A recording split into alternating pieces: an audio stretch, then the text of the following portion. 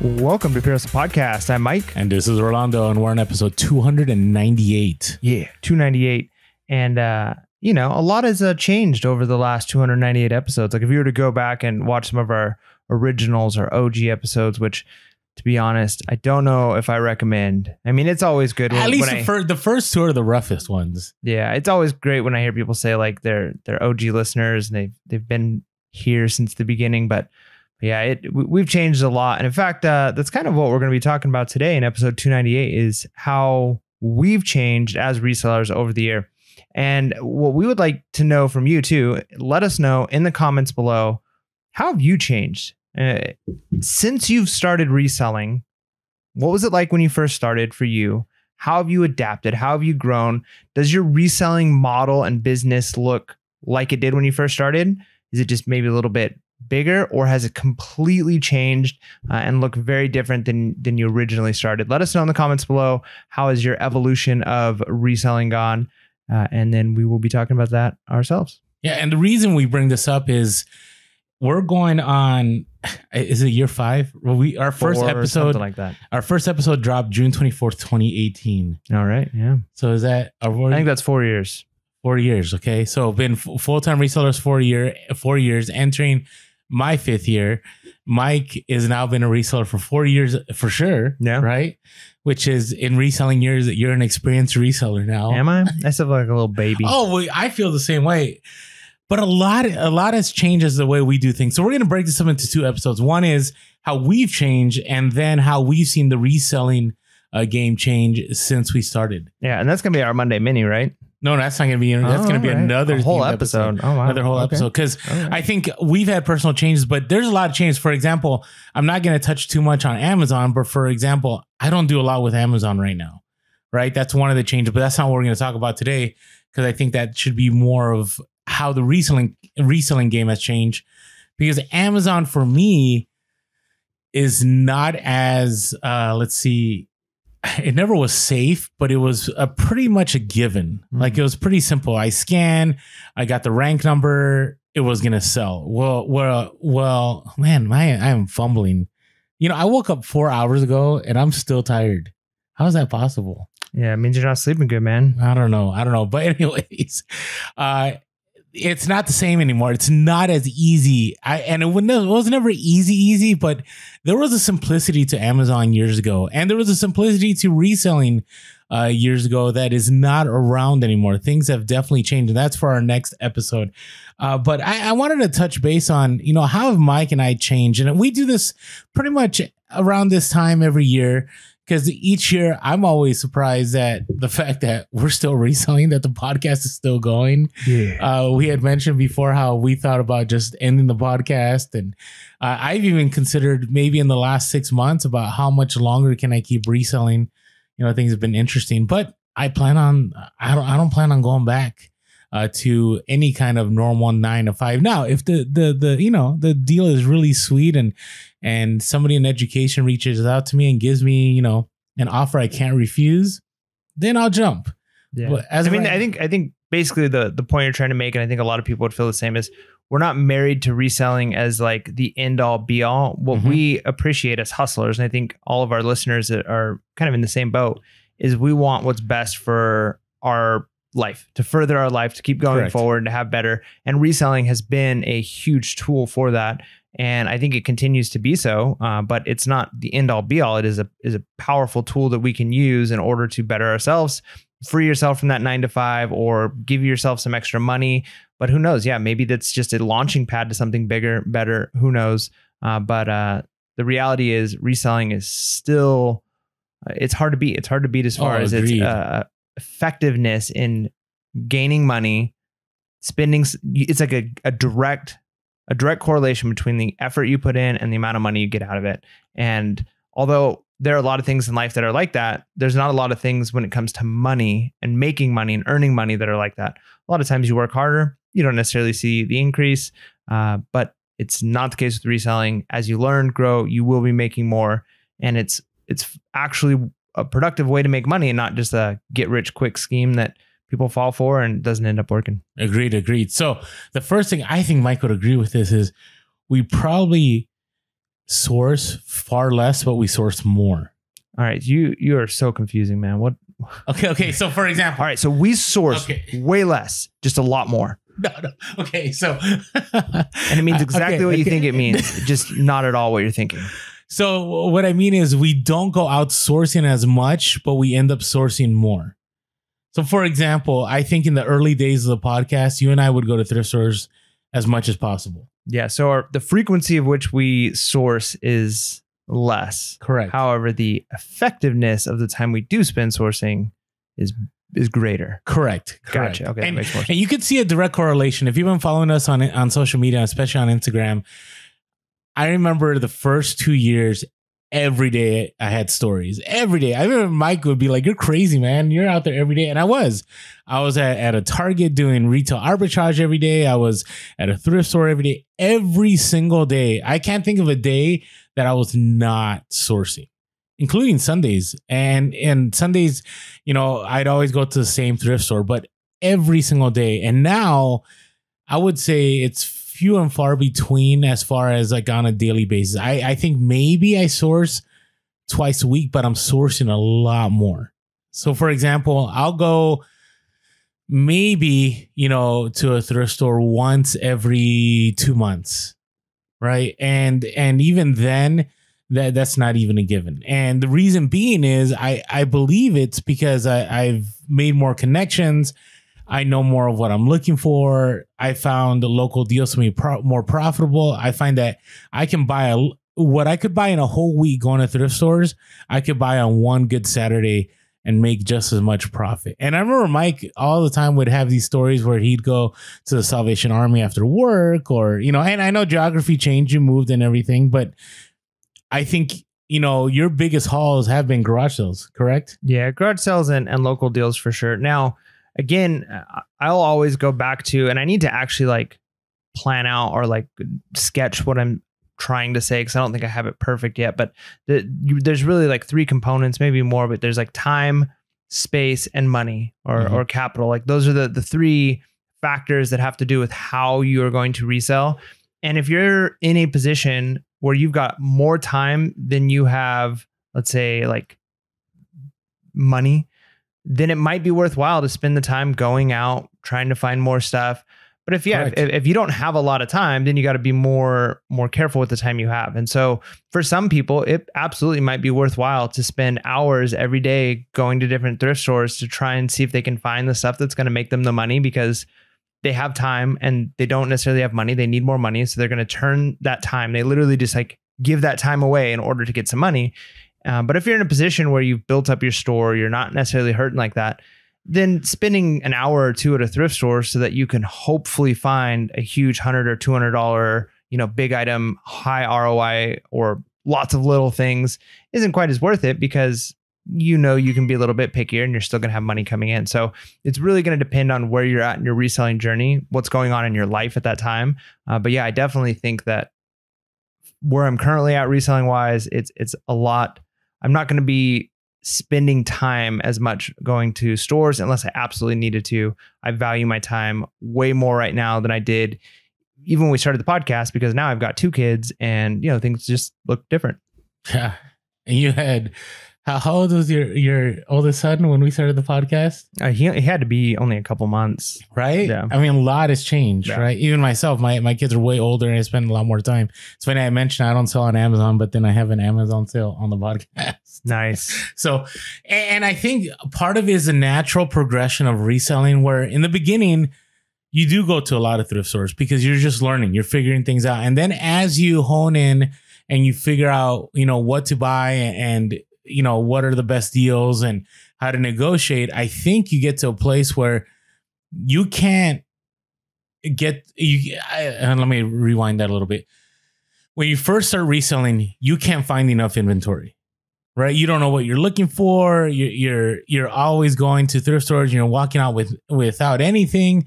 You're going to garage sales. I can't find anything. I've mentioned before where in year 1, I remember going to garage sales with one of my good friends. And we'd go and we'd come back and we're like, man, I can't find, there's nothing. It's been kind of dead. Where now that is rare. It is rare where this is a Saturday that Mike and I will go out to garage sales and there isn't anything. Usually there's something and usually there's a lot. And I think it's part of the progression of the more you learn, the less you have to go out there. And so that kind of happens. And because right now I have to say no to a lot of sourcing because I could source 24 hours a day now. I know where to go. I know what to look for. I know how to make the deals. And so definitely, I think something you should be looking to as you're reflecting on your reselling is, am I still sourcing the same? And if you're sourcing the same, you need to figure out why, because I think you should reach a certain point where you don't have to be out as much, where you can now make the bigger deals because you know what you are looking for. And as Mike said, as you have more capital, you should be able to have those bigger buys. And so therefore you're not out as much as before. Now, the second thing is, as you get more comfortable and you know what you're looking for and you have that capital, I think you should be able to negotiate harder. What do you think on that? Yeah, I would, I'd say you definitely become more efficient in your negotiating abilities. Maybe part of it too is just confidence. When you first start reselling, there are going to be people who are naturally outgoing. They're naturally into that kind of stuff. And so they'll pick up negotiating quickly. They don't mind being a little awkward or asking questions and maybe offending somebody. And so there's going to be some people who are going to be, it's going to be easier to do that. But I think part of it is just a confidence thing. The more you resell, the more you do it, the more you get told no, the more you realize, you know, people don't really care. In fact, sometimes it's a lot of people think it's fun to negotiate. And if they don't want to, if they're going to stick to their guns, that's fine. You don't have to make the deal or you make the deal where they're at. So it's really not the end of the world. You develop the confidence, you don't mind doing it. And you also are going to pick up skills along the way too. So you're going to realize it's really effective if I'm silent for a good 5 to 10 seconds, which doesn't sound like a lot of time, but it's super awkward when you're having a conversation with somebody. 5 seconds of silence, people want to fill in that space. And so they're going to immediately start talking, and then they're going to start throwing out numbers and just doing those things, learning little phrases you can say, like, how do you expect me to do that? Or I mean, things like that, like we talked about with the never split the difference. You're going to grow, you're going to get better, you're going to get those skills.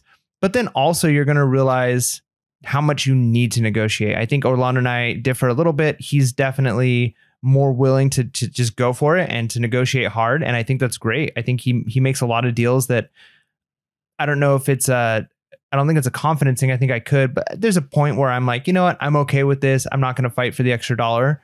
But in the long run, I've probably lost a lot of money because of that. So there's different places you can be at, how hard you want to negotiate, but whether or not you negotiate as hard as you possibly can every time, the fact that you will learn how to negotiate the longer you resell is going to put you in a really good position. No, I agree. And I think part of it is I realize over time is that no one will sell you something for the price that they're not happy with. It's just not going to happen. And so if you go into that mindset going, hey, I can throw this number, and if they don't want to make the deal, they're not going to make the deal. Right. And so, you know, a lot of people get upset and they're like, hey, Orlando, you kind of lowballed them. I'm like, well, yeah, I did. But I also have my bottom dollar that I'm willing to spend. And at the same time, if they don't want to sell it, they don't want to sell it. And I can't tell you how many times I remember earlier, and I mentioned this all before, where I had this huge storage unit of Hot Wheels stuff. And they initially wanted they wanted $4,000 for it. And eventually I negotiated down to $1,400. Okay, they could have very easily said, no, I mean, that sounded far off. They could have said, nope, we can 3,000 the lowest, we can go 2,000. I've had it before. I've had deals before where they wanted, let's say, $5,000. I remember this one point in time, and I said, yeah, I can't do 5,000, but I could do 3,000. And they refused. And the deal never happened. And so sometimes it's okay to walk away too. So with that understanding, knowing that there's a lot of inventory out there, knowing that people aren't going to sell you something unless that's what they want to sell it for, and understanding that a lot of times, like Mike has said, people just want to get rid of stuff, right? They actually know the value. I had a huge haul recently this past week, and they knew the value. They really did know the value. I highly doubt they didn't know the value, but at the same time, they were just like, hey, what else are we going to do with this? Are we going to donate it? Are we going to actually list it ourselves on eBay? Like we don't want to go through all that. So it doesn't, you know, for us, it's not a big deal for us to sell it at the price we're selling it to you for. And so we made the deal and they were fine with it. They moved stuff out of the house and I was able to get a very profitable haul. And so don't be afraid to negotiate, even if it's at thrift stores. And Mike and I have said this many times, the better you get at being willing to accept rejection, the better you'll be at negotiating, because eventually you get to a point where you understand like, hey, they might say no and that's okay. And there will be other times, which I think will be more of the normal thing, where they will say yes and you're gonna go, I'm glad I went for that number. And so as you grow in reselling, get more comfortable with the idea of that negotiations should always be something where the person's gonna say yes if they want to do it, and if they don't, it's okay, you can just walk away. That's right. Another way that I would say I've changed, and I'm sure you've changed too as a reseller, is kind of really focusing on the things that we want to and can sell. So there's a lot of things that we can sell, but necessarily we don't necessarily enjoy selling. I remember when I first started, it was like I picked up every VCR I could possibly pick up, and I did fine. I made quite a bit of money on VCRs, and then I just realized this isn't for me. I don't like the amount of space they take. I don't like testing them. I don't like testing one because it's like I bought one VHS when I first started testing them. It's like, I only need one. And then the first VCR player that ate up that VHS tape was like, well, now I got to go buy some more VHS tapes. And eventually you just get annoyed with it. And now there are some people that's their niche. That's where they want to be. That's where they make their money. And so you really got to figure out what you're willing to pick up. I've got a whole bunch of stuff in my death piles right now that are worth a lot of money that I don't want to post. Now, if I was hurting, if I needed the money, if I was like I can't pay my bills, I need to make X amount, I'd get those things listed. But the problem is, the more you resell, the bigger your store gets, the pickier you can be. And you can get to a place where you're like, well, I really don't need to list this part of my death pile. I can just list this part, and then I can go sourcing, and that's more fun.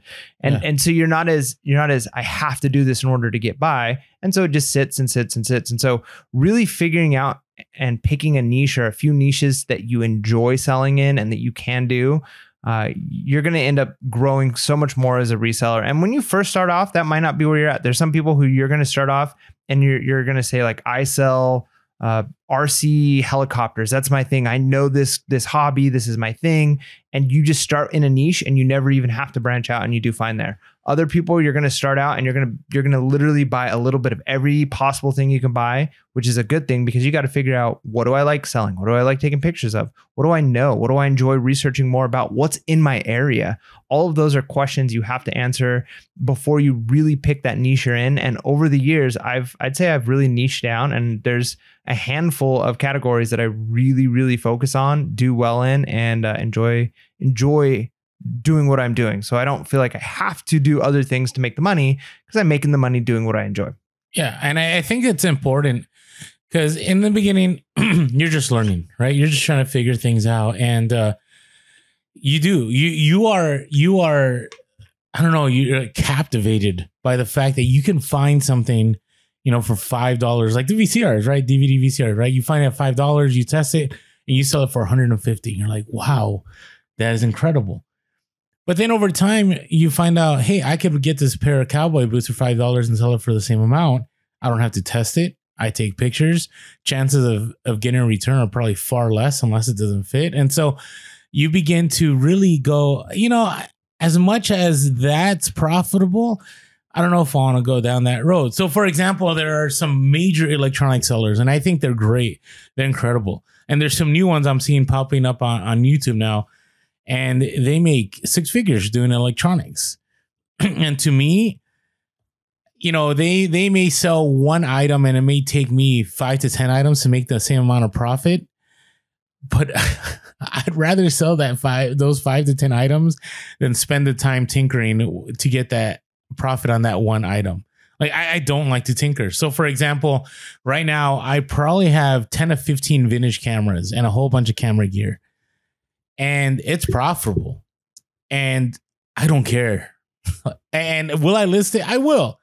It's just going to be the last thing I do. It's going to be to a point where I'm looking at it and going, okay, it's time to list these eventually.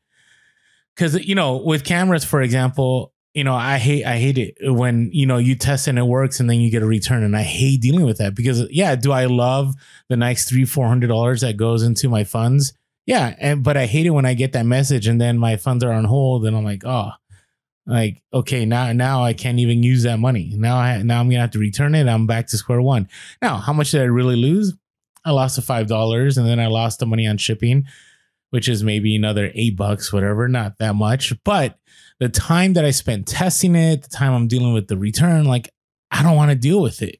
That goes to show too, like the importance of being in your lane, being Correct. In your niche, because if that is the thing you enjoy doing, you probably would have far fewer returns if you were an expert vintage camera salesperson. Oh, I agree because with that. you would That's know true. That's you would true. know what you were doing, right? So it's for us to say like you're going to have more returns in this category, or I experience more returns. Well, sometimes I experience more returns in a category because I'm not an expert there. I'm more ignorant in that category than I am in another category. So I might have listed it wrong, or I might have not known a feature to test, or not known what to put in the title in order to get that extra money or that sale. So that just goes to show that one of the ways we've changed is getting in our lane, finding our lane.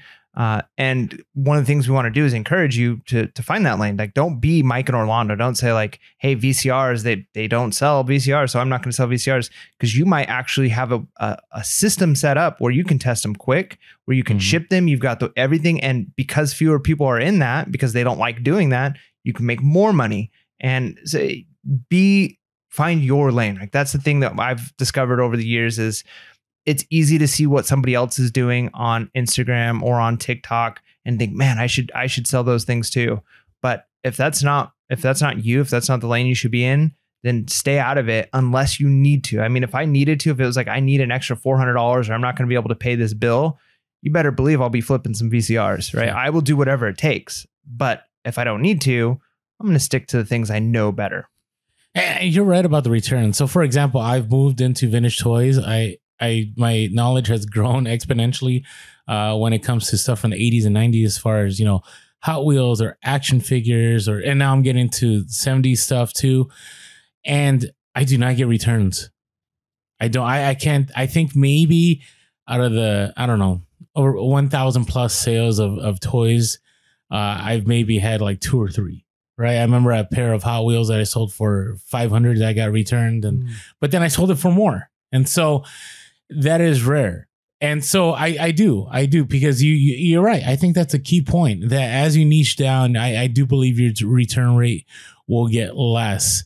Now, there are some people that do sell just clothing, for example, and they sell a lot of it, and they're not trying to niche down on it.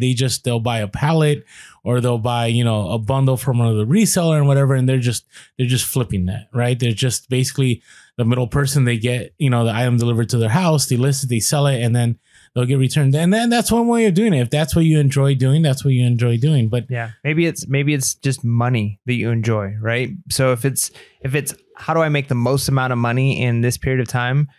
It might be a more monotonous thing you're selling. It might be a lot more like physical labor of the items you have to move, but if that's the thing you're into, if you're like, I just need to make the most amount of money I can possibly make in this amount of time, or with the least amount of me having to drive and source, then yeah, maybe it's pallets, maybe it's something else. And again, it just matters of what is my style of selling. Yeah. And why am I selling? And I've recognized that I am more of a hobby reseller, which sounds weird.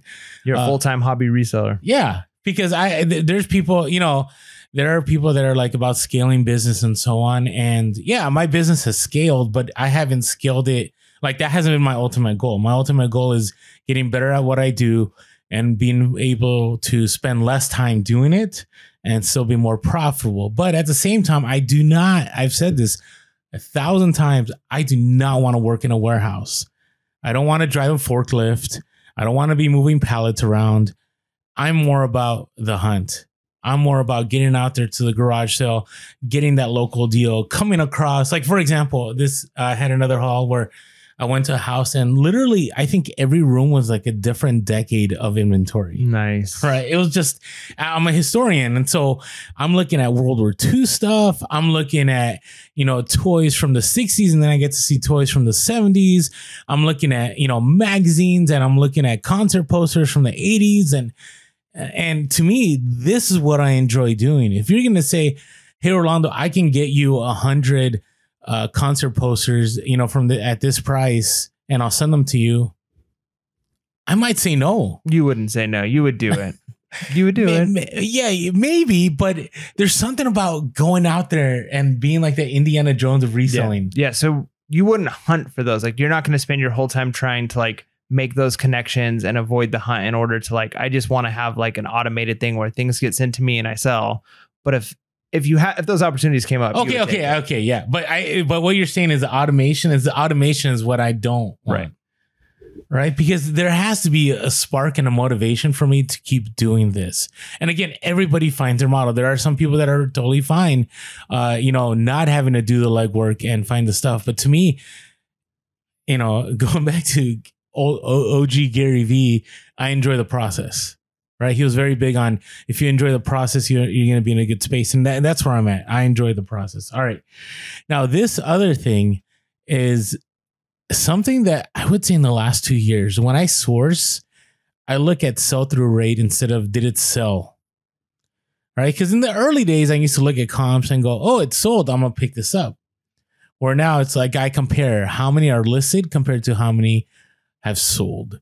And I think that's something that needs to be talked about more in the reselling community, because if you buy a whole bunch of stuff that's sold one time, but there's like 20 of them listed, you're going to have a very slow moving eBay store. And the traffic is not going to be coming to your store because eBay likes you selling things. And if you have a bunch of stuff that maybe sold once over the last 6 months, and that's why you sourced it, because you just saw this sourcing thing and you said, hey, I can pick this up for $5 and I can sell it for $500. But it's only sold once in the last 6 months and there's 10 others listed, you don't want to source that. And that's where I'm at now, because back in the day, I can't tell you how many things I have that are like 7 years old in my eBay store that I probably shouldn't have picked up. Yeah. Right. And I do contemplate sometimes, like, should I just fire sell it, man? Yeah. You learned the lesson. Like you could still probably break even, but then you can get that money now. Cause I mean, think about it, not to bring up the inflation again, but yeah, you can make money over time. Eventually. You mean reality? You can say like, hey, the cost that I spent to actually list this thing was only like $2 a year or so, or less than that. So it's not that much. Yeah. But if you consider like, hey, if I had have broken even 7 years ago on this item, I could have then used that money then, which is worth a lot more than now. Like, it would have been better to have broken even on $20 7 years ago than to be making $50 today. So it might be worth saying like, hey, fire sell some of those things. You've learned a lesson. And that's part of the reselling too, is understanding that you really can't fail. I mean, I hate sounding like super cheesy.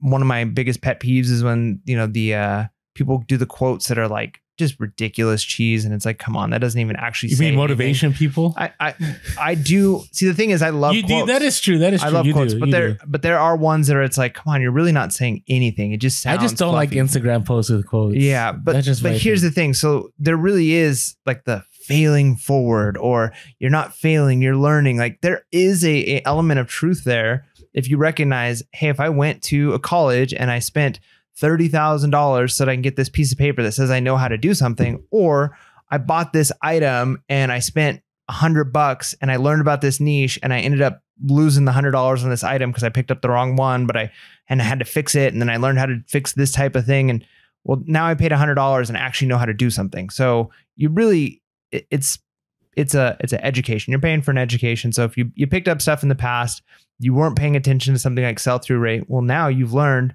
I need to pay attention to sell-through rate. And the chances of you, in fact, the more it hurt in the beginning, the more times you make that mistake in the beginning, the harder that hurts, the more that sting hits, the less likely a year, 2 years down the road, you're going to make that same mistake, because you're going to be like, ooh, no, I remember, don't get so excited. What's the sell-through rate on this? Is it actually worth picking up? So yeah, I agree. I can't tell you how many times I have found something like, oh, I sold this before. I should pick it up. And then I would look it up and I'm like, yeah, I got lucky. Yep. I probably shouldn't have sourced this again. Hey, before we move on though, there is something that we definitely have changed, and we now have a Discord. Yeah. Which I don't think we ever thought we would have a Discord. Yeah, I didn't even know what Discord was when we first started selling. That is true. But our Discord continues to grow, and this is what I love. We have not, and cross my fingers here, or knock on the table, we have not had to kick anybody out of Discord. We've never had to, I don't know, admonish anyone. Like, everybody is serious in our Discord. Yeah, it's a great community. No one's trying to scam anybody, and it's just been nice. Yeah, it really is a cool place to hang out and have conversations. And the nice thing is, like, there might be a couple days where it's like, hey, Mike's super busy, and so I'm not in the Discord. And then I get a little bit of free time and I'm jumping in the Discord, and I've noticed other people are doing the same thing. It's like they're in it for a little while, they're out for a little bit, they jump right back in. But the cool thing is there's a place to go. Like, sometimes like social media is so unconnected, like unless it's just your friends and family you're talking to, you're really not connected to anybody. You're just like a random comment on somebody's post, and maybe there's a little bit of interaction back and forth. But the cool thing with our Discord is it is a community. There's people, and I'm watching and seeing like, oh man, like people are already starting to like fill in roles. Like, there are people who know things and understand stuff better than others, and they're the go-to helpers in that category. There's some people who are, really motivational. There's some people who bring up questions I never would have thought to ask. Like, man, maybe I've been doing this wrong for a long time. Like, that's a great question. So it's been a great community. And like Rolando said, it's not a like a cook group or a place where people are getting scammed, or it's just like, hey, sign up and you're going to get all this value. It's a community. And so those who are joined our Patreon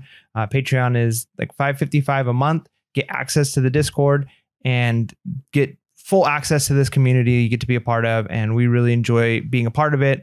And I really don't feel like this is like Mike and Orlando's Discord. I feel like it's just like this cool reselling community. Pure community. That's right.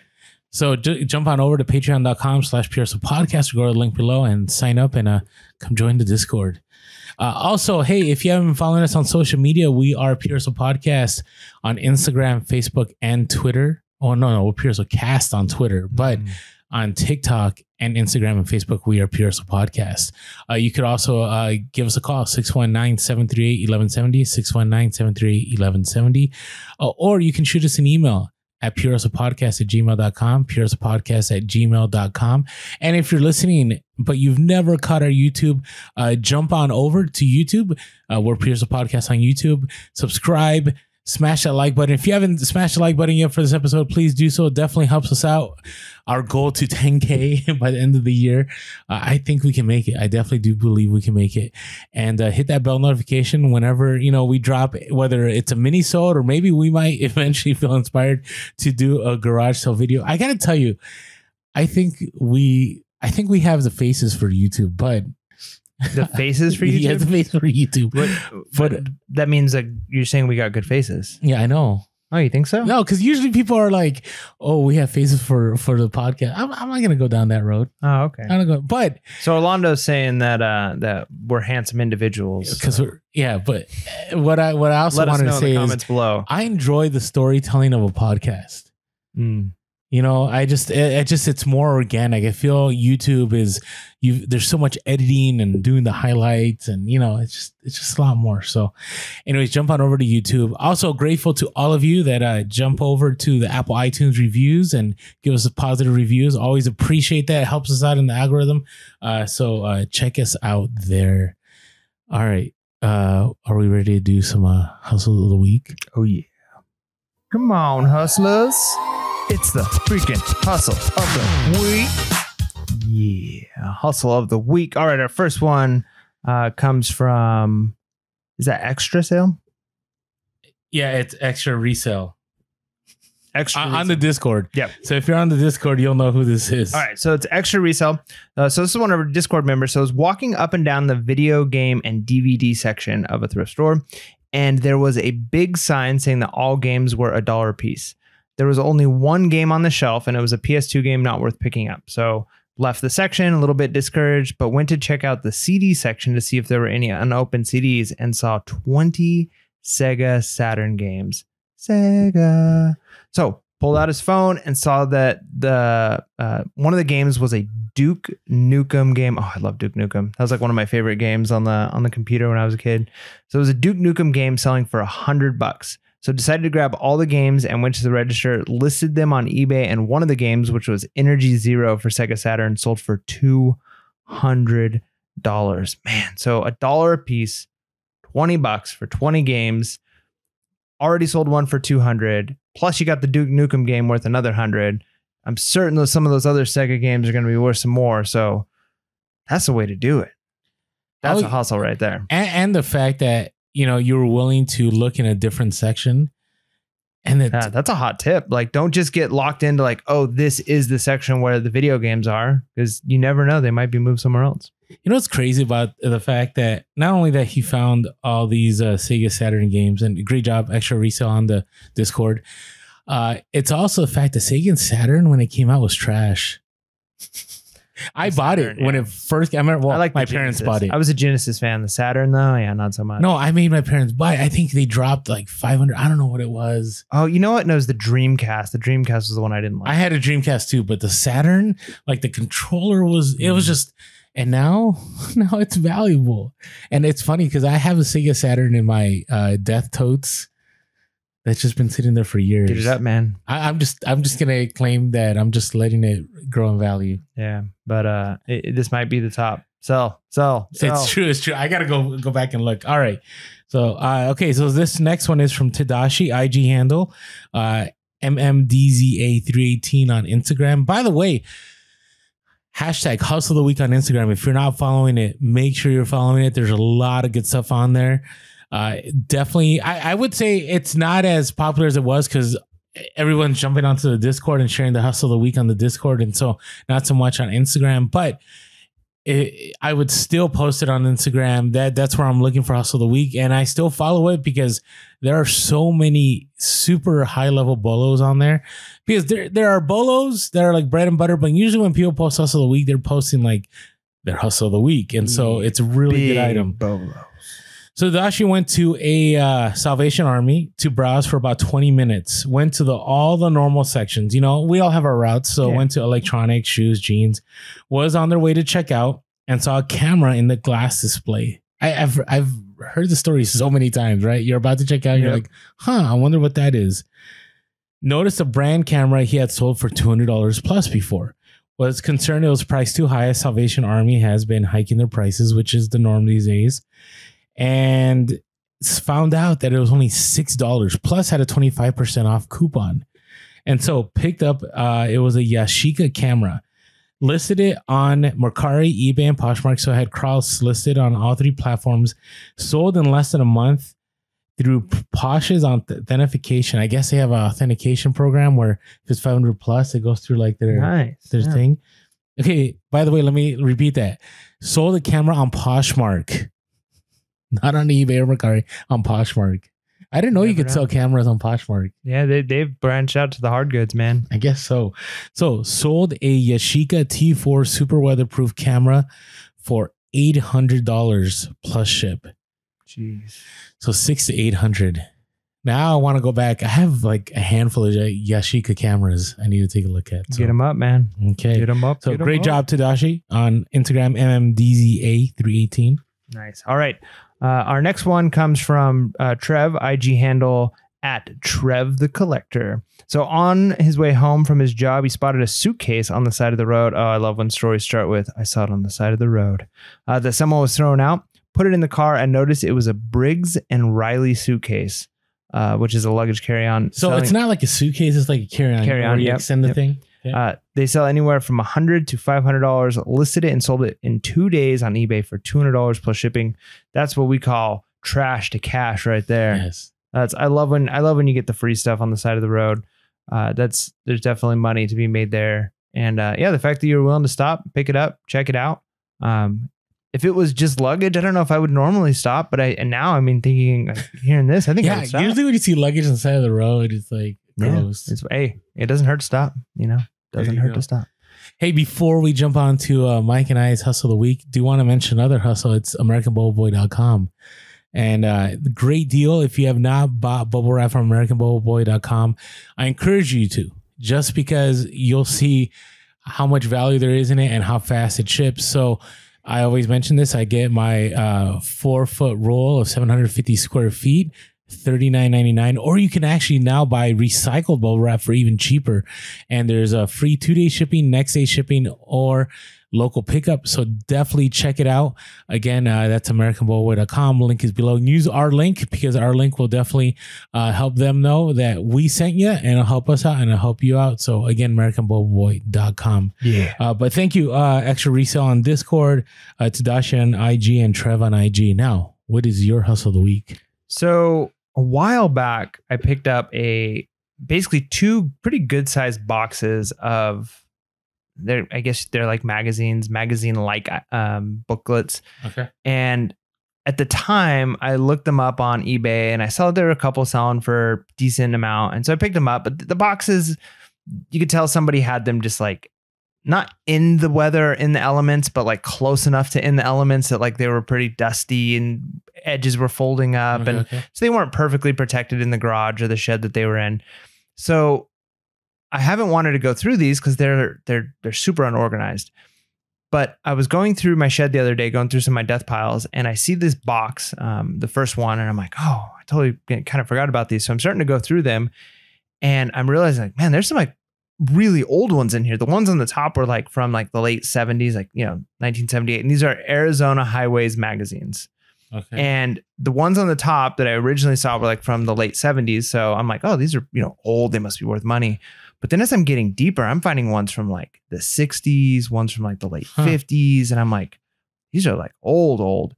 So then I'm looking them up on eBay. And sure enough, like people are putting together, like if they've got like a lot of like 3 or 4 of them from like the same year. And, certain keywords, like I've noticed one of the keywords that was doing really well is like Native American, right? Because the Arizona Highways kind of has to do with things happening in Arizona. And so there's lots of like historical facts about, Native Americans and things like that. And so these are selling for decent prices. And I'm realizing like, hey, someone's selling like a lot of 5 of these magazines together from like the 60s or the 70s for 30, 40, $50, like 5 of them. I probably have like 200 of these things. 200, and I've just been letting them sit there. So I am going to spend the day or two it's going to take to actually organize them by year, and then maybe within year organize them by categories, like if there's specific keywords that will do well together, and then probably lot them up in smaller chunks instead of trying to. Originally, my thought was I'm just going to like take a picture of like this whole box and just say like a lot of them from this year to this year. But I'm like, no. There's probably some in here that are like gold that people are looking for. So it's a hustle of the week because it was an old hustle. I picked up these 2 boxes. I want to say $3 a piece. Nice. That's what I'm like 90% sure. Like that's what I talked to. So just one sale will take care of all of it. And so originally what I thought, like I'll probably make like $50 off of these boxes. I'm going to just probably lot them all together as one thing. I might actually have like closer to $500 to $1,000 in profit in this box. Wow. Just because I'd spend the time to actually dig through and like look them up and see like, oh, wait a minute. What do the older ones sell for? Did you ever get to the place that you're just like, I'm done with these? And I almost threw them away once. Oh, yeah. See, but again, source what you like. Yeah. Right. Yeah. And now you're more interested because of profit. I'm only interested because of the profit. I'm still not looking forward to going through these. And then to like books, not something I'd love doing just because of condition, right? Because what one person thinks is like, well, this is fair condition, they might get it and be like, this is poor. Or if I put good, they might be like, this is fair. And so being very specific of, there's this kind of curling on the edges and some water damage on 3% of the pages. You know what I mean? Like you got to be pretty specific sometimes with it. But it's going to be worth it because I think I'm going to make quite a bit of money, and it's really easy to ship these types of things. I mean, a couple pieces of cardboard. This is how I ship this kind of stuff. I know there's better ways if you've got like collector comic books and stuff, but I'll just take a box, cut out a couple pieces of cardboard, put on the top and the bottom, tape it together, bubble wrap over that, and stick it in a poly mailer, and off it goes. There you go. Easy peasy. Easy. And I think after the first sale, you'll be motivated to list all of them. Yeah. I mean, I'm just going to list them all at once. That's probably what I'll do. I'll probably spend like 2 or 3 hours organizing it and then an hour or two listing. It's probably like 4 hours total of work. But 4 hours of work for anywhere from $500 to $1,000, that's not so bad. Okay. Not so bad. So I have 2 hustles a week, but they're all under the same genre as trash to cash. And I just want to share both of these before I forget.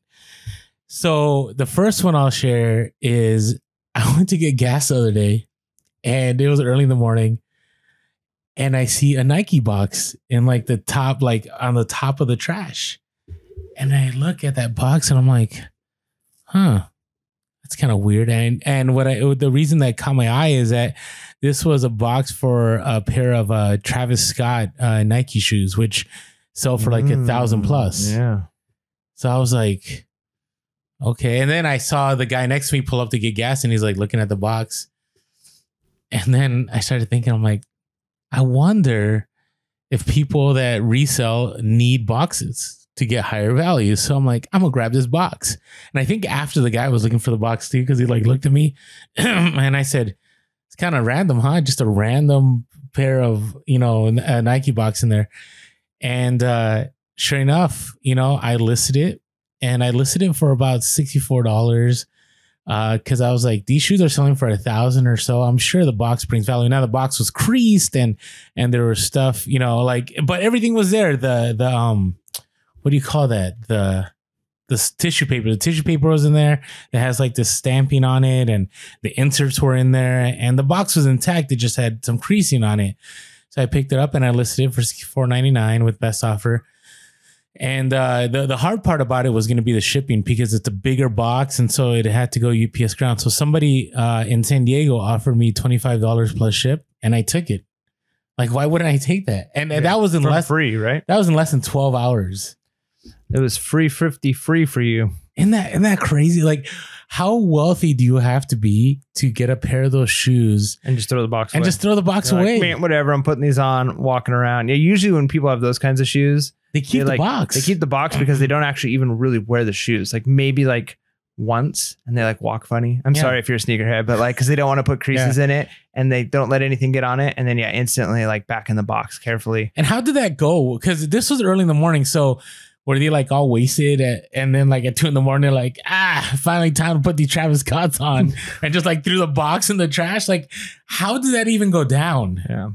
Cause it was early. Like who? Maybe they picked it up on their way to work. They just stopped at the store, picked it up, and then decided, I'm just going to change my shoes real quick in my car. And I'm going to toss this out. But who does that with $1,000 shoes? You know what? Not everybody's as poor as we are, Orlando. Okay, there are some people out there. I just was wondering what money. I just would love to see the story. Like, if I had known this gas station people better, I would ask for like the camera footage because I want to know, like, how did it go down? So, all right. So that's one. The other one was, I had mentioned this haul before, where I went to this house and I got a whole bunch of free Pendletons and all this stuff. And I got a whole bunch of vintage toys.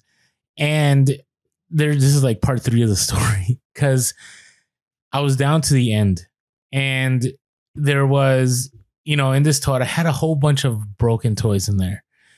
And I almost threw it away because I've been trying to do some organizing at my place. And, I was just like, I'm going to throw it away. But I'm like, I wonder what this stuff goes for. So in here, there was pieces from a 1977-78 Snow Speedster from Star Wars, a Kenner one.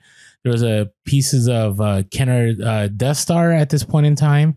There was a bunch of, so for example, one of them was an Imperial Commander action figure, but the head was cut off. So I listed it with the head on the side and the figure, and that sold for $10 within like 2 hours. And then I sold the canopy glass for an X-Wing fighter for $30 within 2 hours. And then I sold, what else sold? I sold a Death Star walkway for another $10. And then I sold another canopy glass for the Millennium Falcon for $15. And then I sold a Droid Factory pieces of it from 1978 for $35. That's crazy. And I was like, what? So I made over $100 from junk. Literally, it took me probably 20 to 30 minutes to list that stuff. I would have thrown that away and never had known what money I had. And on top of that, I found an R2D2, an 8-inch R2D2, and it's more money if you find the Death Star battle plans inside of the R2D2. So I opened the R2D2, and I find the Death Star battle plans. Now it's worn and there's issues, but it's going for over $100. That's crazy.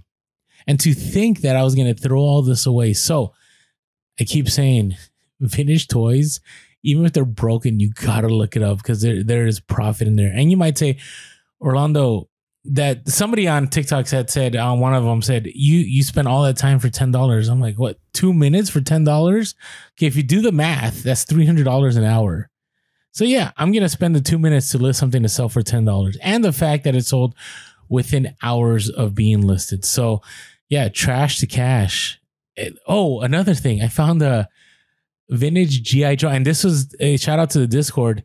It was an abominable snowman, no markings on it.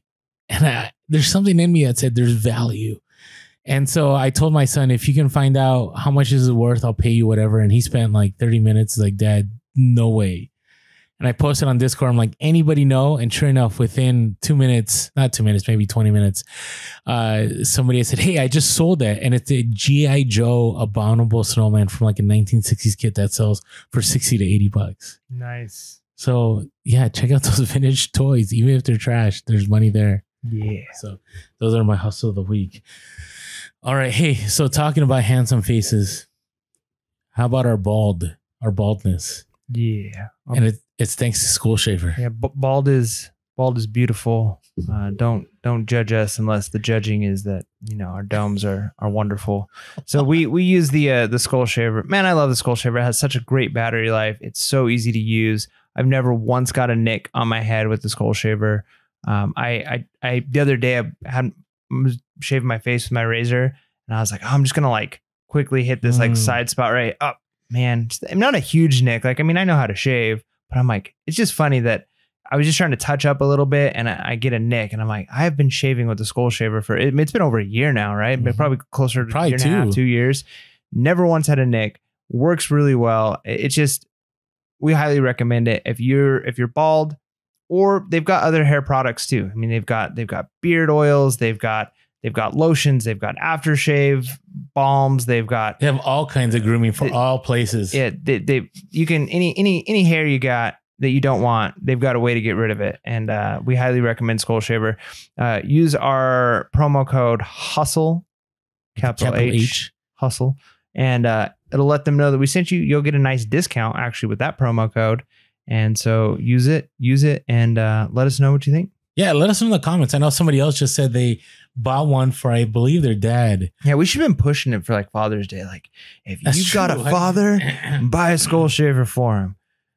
And then, Well, now you have a whole year. Yeah. There you go. All right. Hey, so let's get back to the task at hand. How have we changed a reseller? So let's look at the selling side.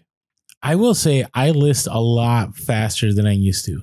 What I mean is, back in the day, I would source a bunch of stuff and it still happens. I'm not perfect, but there could be stuff that I had sitting for a year that I didn't list.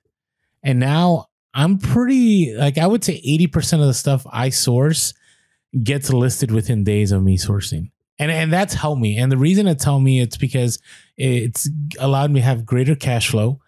It's allowed me to be able to, I think, scale, because, the more you list, obviously the more sales you'll have. It's not 100, it's not 1-to-1 that, if you do that, you're going to get a whole bunch of more sales, but it definitely helps.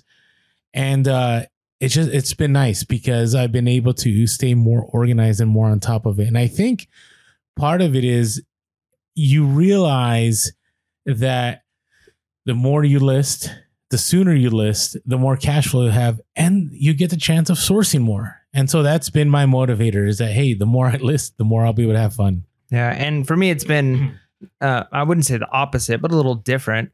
So when I first started selling, and I think a lot of people, if you've only got, let's say 10, 15, 20 items, the moment you get an item, you're probably listing it that night when you get home. Right? I remember staying up, I'd go to the thrift store, I'd get home, and then I would I was taking pictures on my couch at the time when I first started reselling. Nice. And so I would take those pictures, list them, and then go to bed. So And that was everything got before listed photo same room. day. That was just like couch's background. The couch's background. So same day listing for sure. And then it was, some death piles and stuff. But now I've got a rhythm. And I think that's one of the things that a lot of people are going to find is you're going to get into some kind of rhythm. And so for me, my rhythm, a lot of the weeks, it changes, it varies, but a lot of weeks it's source one week, list the next week, source one week, list the next week. That way I kind of have focus. I know what I'm doing. And because I'm doing this as a hobby, I don't need to source more. I've got enough of a death pile that if I go 2 or 3, 4 weeks without sourcing, I could still get enough listing done before I'm like, I have to source or I'm not going to make any more listings. But I enjoy sourcing. So I kind of get that, hey, I need to get these listings done this week, but the next week I'm going to go source. And that works for where I'm at and the style of reselling that I'm doing. For other people, you've got to be listing pretty much every single day. And if you're not listing every day, you're not going to be able to pull in the daily value. For me, it's more of a monthly thing. So I'm okay with listing really, really big on one weekend. I know it's probably not the optimal way of doing it, but the sales trickle in for the next couple of weeks until I list again. And that tends to work for me. Agreed. Where every day I'm listing a whole lot more. I would say now I'm trying to list about close to 25 a day. Wow. It varies back and forth. I will say I don't coast like I used to. I remember the good old days where I could go like 2 weeks without listing and sales would just come in. Those days are long gone. I miss those days. All right. Now, this is what I think we've touched on a lot, but I think it's important to know that I'll accept pretty much any offer as long as it's reasonable. So back in the day, I used to fight for a lot of dollars, right? I used to go, I'm waiting for the right buyer. Something would be listed at 200 and somebody would offer me, let's say 125. And I'd be like, no, I want 175 for it. Right. And so I'd counter and I'd wait and stuff would sit. Now I want to move it. And especially if my cost is really low, I'll move it. Now, I will say, I do think people listen to the podcast and then I get a whole bunch of lowball offers whenever I say this. I get the feeling because it'll happen like on the day of or the next day where I'll get people give me some obnoxious offers and then I'll counter and then they'll actually agree to the counter, which is not even close to the number they had. So I don't know what the deal is, but here's the thing. If you paid $1 for something and somebody's offering you 30, 40, 50 bucks, unless it's something is worth like $300 to $400, I move on it. Yeah. It kind of goes to show, like going back to the other side when we were talking about negotiating and being hard negotiators. Mm-hmm. And one of the points you made is people aren't going to let something go at a price that they're not happy with letting it go. And the same is true for us as the seller. So I might work really hard to get it as cheap as possible, but then I'm not going to be hurt if somebody tries to negotiate with me and they offer me a price and I can either say no, or I could counter, or I can sell it to them at that price. And sometimes it's worth selling it to them at that price. And it goes to show like Orlando might fight tooth and nail. And some, people say things about it, like the way you negotiate. But I think again, it shows that, that's part of who you are. And one of your strengths is you can do that. But at the same time, you let people negotiate with you and you'll let things go for a lot cheaper than you originally planned to let it go for. So it goes both ways, and you could easily say no and they can say no, and it goes both ways on that. Yeah, I definitely don't negotiate as hard as the seller as I used to, because again, when you're moving lots of inventory, sometimes it's just worth it. Like, let it go. I'll get the money for it, and then I can just move on with my life. Yeah. And for example, I also have repeat buyers that, for example, I have this one guy who all the time offers me about 50% on the stuff, but he always buys, right? And he's always leaving me great feedback. And so, the other day he sent me a low offer on something I said, and I messaged him, I'm like, you're the only person I would accept this. And he kind of laughed. And so we're good, because I know that whenever I come across certain Hawaiian shirts, like this guy is going to give me that lowball offer. But the fact that he always buys from me, I'm okay with it, because I paid $6 for something and I'm selling it for 40 bucks. Why would I say no? Right? Even if it's 30 bucks, why would I say no? Okay. So I would say, in reflecting what we do, I encourage others of you, if you're getting stuff at low cost, like you said, that's why negotiation is key. The lower your cost, the more offers you're able to accept. Right. So I think in those terms too, that, hey, if I can get something for $1 instead of $5, well, that's an extra $4 of room I have for negotiation when I'm selling things. Now, here's another one. And I don't know where people are going to land on this, but I stopped cross posting a year ago. Now, the only cross posting I do is Bonanza because it's easy. And you just import into Bonanza from eBay and that's it. You don't have to do anything else. And it's a one-time deal. But this is why I stopped cross posting. I found that, and again, we do have Vendu and we do have Sellhound. And so, you can still use our links there and stuff because for some people it works. But for me, I found that the amount of money I was making by cross posting just wasn't worth it. I found if I stayed focused on eBay and I just kept, listing more on eBay instead of trying to cross post on other platforms, that I was making more money on eBay. And so that's what became reasonable for me. For example, that's why I don't sell on Whatnot right now, because I was doing Whatnot. And if, for example, I was selling Harley shirts for, $4 or $5 plus shipping.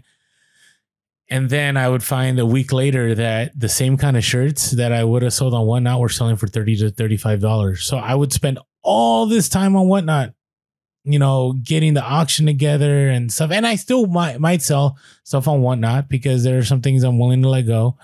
But I found that those hours spent on Whatnot or cross posting was just not worth it to me. So I don't know. Have you been doing cross posting lately?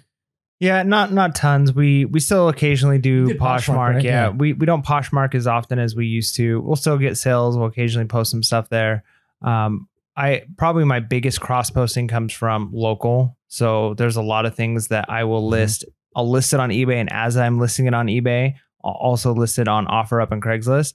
And I like doing that because it's almost like a no stress thing. If it sells on eBay, sweet, no problem. Even if I forget that I listed it on OfferUp or Craigslist, because I could just turn it down.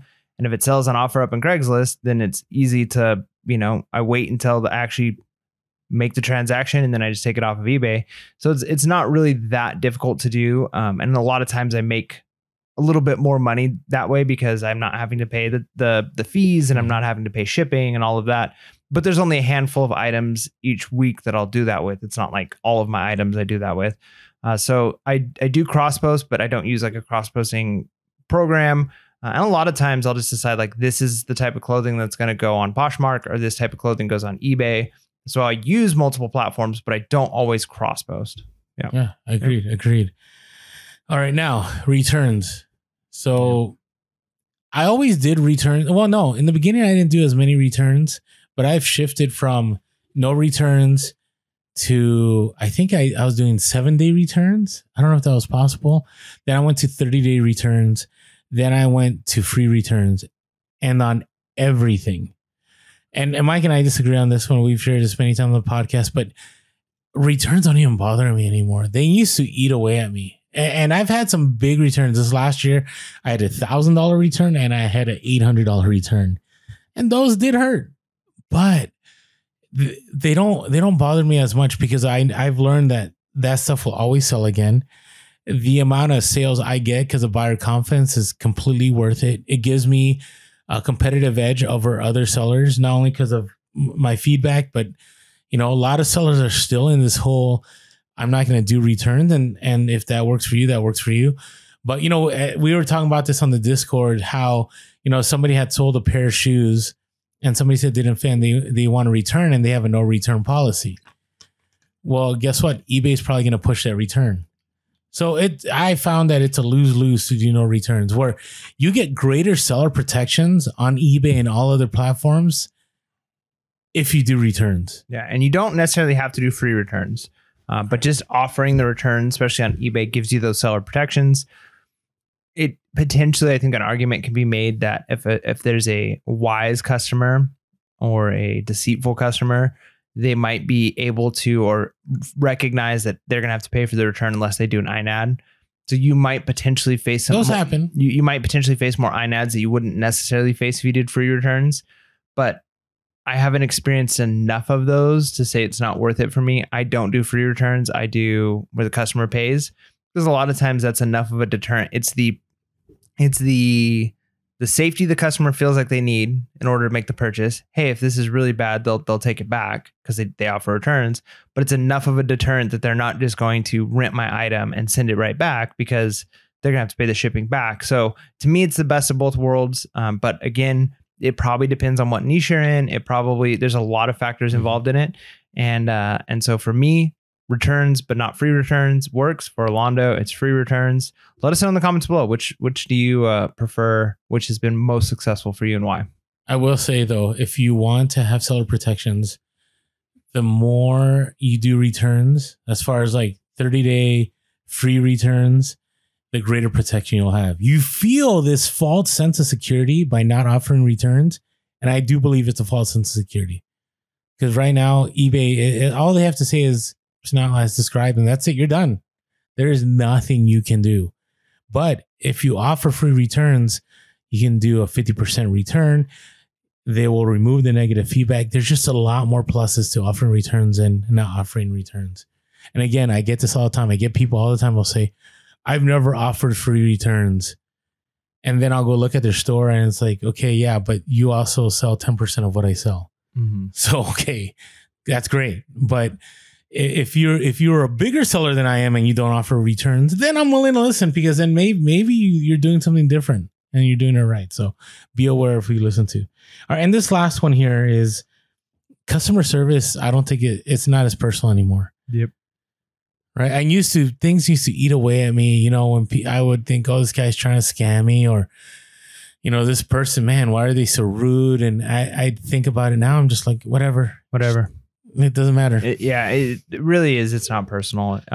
That's one of the nice things about separating your business from your personal life in a lot of ways, whether it's space in your house, whether it's bank accounts and taxes and all of those things. The more you separate that, then the more you can kind of realize that, hey, this wacky customer, this obnoxious person, they don't know who I am. They don't know Mike. They're not coming after me. They're not trying to attack me. And yeah, this whatever might affect me personally to an extent, but it's not after me. They're upset about whatever they're upset about. And again, this is probably messed up, but I was at the fair this last weekend, and you know, you look around and you see people and you see some of the things people do and act, and you're like, some of those are my customers. And you know, I can't hold against them the fact that they just kind of aren't competent with how this thing is supposed to work. And it's not my fault. It's definitely their fault, but they can yell at me and I'm just going to go, man, life is probably hard for you in a lot of ways. So it's okay. Yeah. It's okay. You just grace, just be willing to say, hey, you know what? Didn't work out. We can do the return. I know you did me wrong here. And I know you did a fault tying ad, but I'm going to move on. I'll deal with it with eBay, and I'll contact eBay and report you. But, I'm not going to put that headache. Sleep on it. Yeah, just return it and you'll get your full refund. And listen, the reason I bring this up is because I see so many on forums and on message boards and in the eBay seller community, and they'll write multi-paragraph stories about a customer they're dealing with, and they'll ask people how to deal with this customer. And I'm thinking, you probably spent 30 minutes writing that. Where, you know what the answer should have been? Return it. And that's it. Why spend all that time? In your own personal life, you probably don't spend time with people that are sucking life out of you. So why are you going to do that over eBay? Just do the return and move on. And that's where Mike and I have landed. So, yeah.